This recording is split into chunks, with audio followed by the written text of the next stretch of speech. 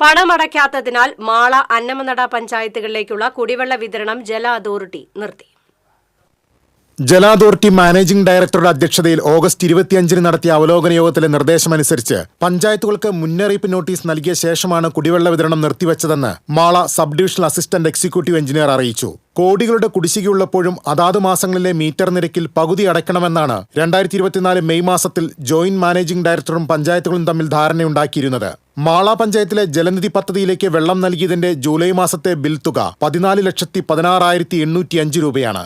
ഇതിന്റെ പകുതി തുകയായ 7,23,402 രൂപയാണ് ഓഗസ്റ്റിൽ അടയ്ക്കേണ്ടത്. മാള പഞ്ചായത്ത് 2.5 ലക്ഷം രൂപ മാത്രമാണ് അടച്ചിട്ടുള്ളത്. ജൂലൈ മാസത്തിലെ ബിൽ തുകയുടെ പകുതി അടച്ചില്ലെങ്കിൽ കുടിവെള്ള വിതരണം സെപ്റ്റംബർ 1 മുതൽ നിർത്തുമെന്ന് കാണിച്ച് ഓഗസ്റ്റ് 26-ന് മാള അന്നമനട പഞ്ചായത്തുകൾക്ക് ജല അതോറിറ്റി നോട്ടീസ് അയച്ചിരുന്നു.